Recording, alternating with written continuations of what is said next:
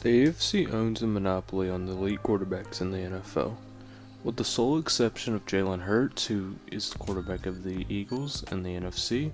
All of the other quarterbacks in the league that are at the elite level all belong to AFC teams.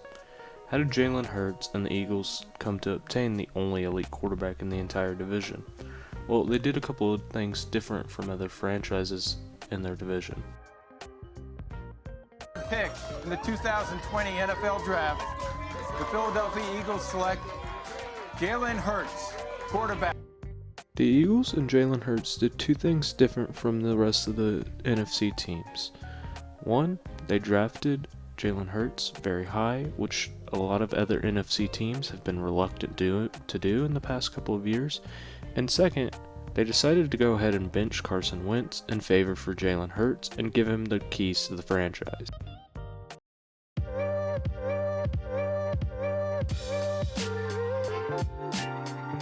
The philosophy to not start a rookie quarterback, even if they're drafted in the first round, can be shown to have some proven success.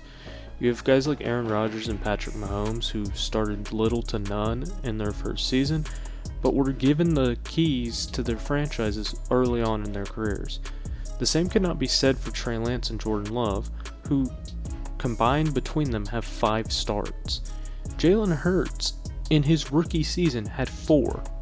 Not only 4, but he was immediately declared the starter the next season. That does not happen for Trey Lance and Jordan Love. Learning on the bench can only give you so much. At some point, the positive effects is going to stunt their growth. They need passing attempts.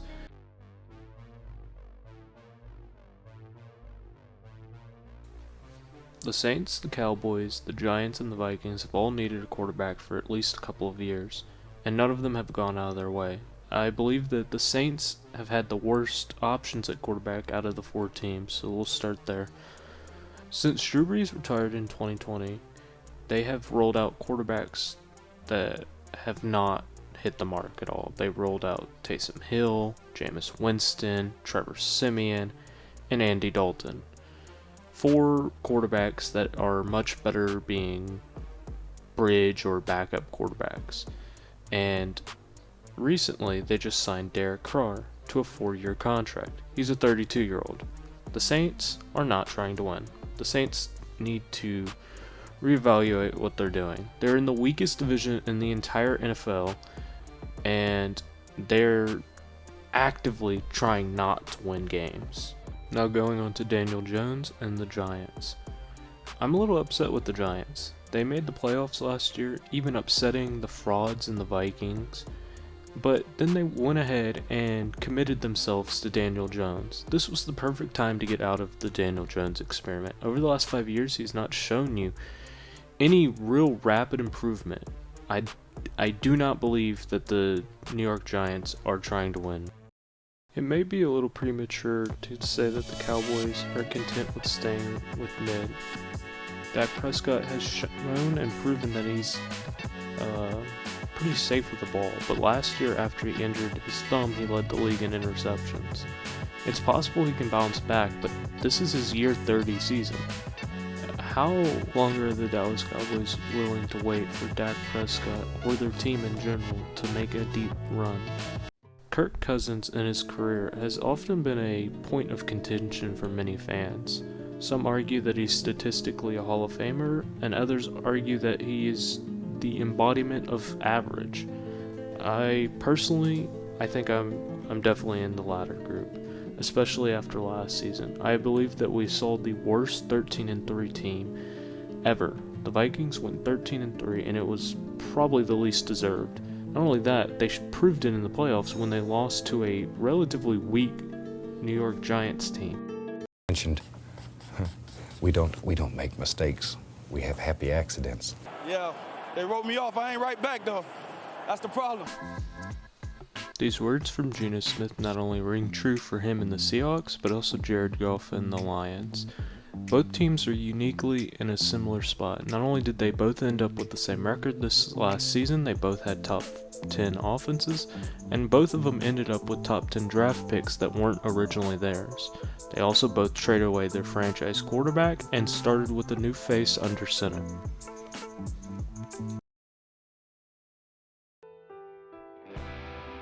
If the Seahawks and the Lions had happy little accidents, then the Rams and the Bucks had cursed blessings. Both teams did get their rings, and their fan bases should be happy and content for the next few years. But their future is bleak. Next year, there's a chance that both teams will be starting walk-ons. The Rams haven't had a first-round pick since 2016, and the GOAT just retired. All of this, and these two teams still deserve to be given slack. They both successfully chased their rings and went all the way in. The same cannot be said for teams like 49ers and the Packers, who have twiddled their thumbs for the past decade and not gotten their ring that they've been chasing.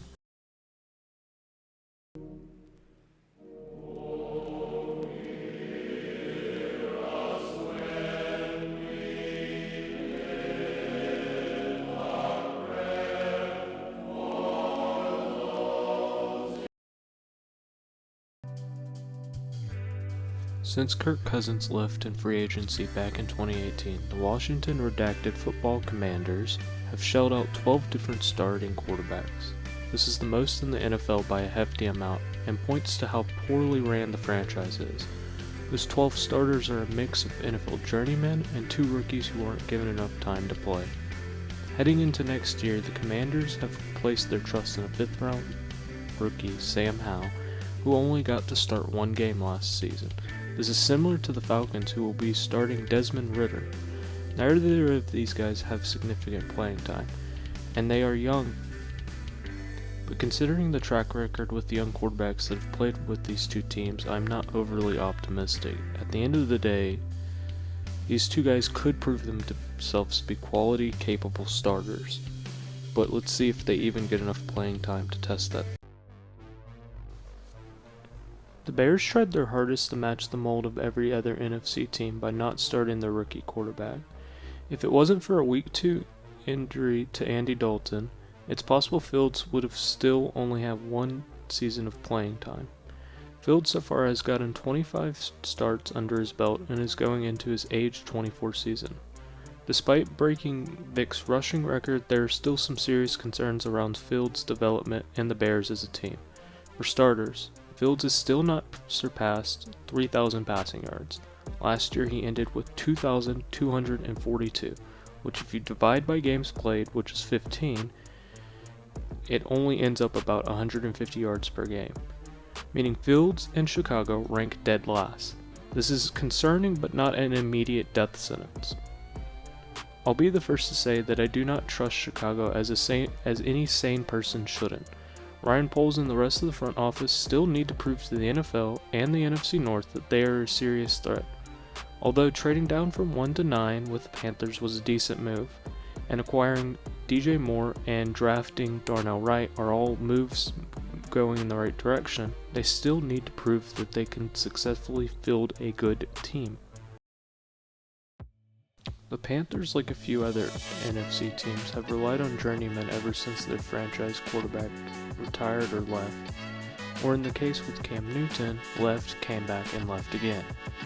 The difference between the Panthers and the other 14 NFC teams is that they went ahead and traded all the way up to pick number 1 to go ahead and select Bryce Young.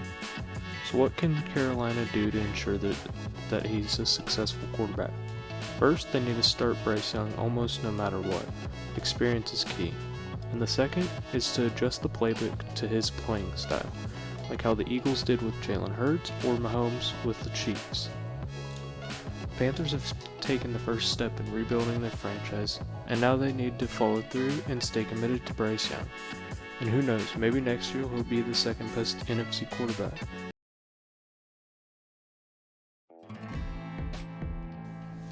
If you've been keeping track so far, we've discussed 15 NFC teams, leaving only one, the Arizona Cardinals, who signed Kyler Murray to a massive contract in 2022.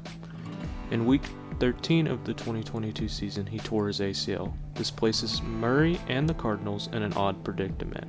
The franchise is paying top dollar to a quarterback who has still not emerged as elite. Next year, Murray will at least miss the first quarter of the season, and in the worst case scenario, will miss the entire season. But there's nothing the Arizona Cardinals can do about that. They are already committed to him, and there isn't a buyout option until the 2028 season. So the 2023-2024 season for the Cards will be a wash. By week 1, the fans will be hoping for the Texans to suck and the Cards to tank, so that they can possibly pick up in stride when Murray is healthy. Or they hit the reset button and take Caleb Williams next year. All of this is possible.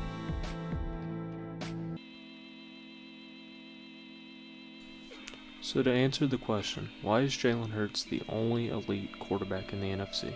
It's easy: drafting and playing time. The AFC has drafted double the amount of quarterbacks over the last 5 years. In total, 23 have been selected in the first 2 rounds of the draft. 15 to the AFC and 8 to the NFC. The worst AFC division, the South, just added a trio of fresh faces, which has been a customary trend for the last few years. The next problem is, of the 8 selected to the NFC, 3 have failed to start a full season, and the other one is a rookie. Playing time is key.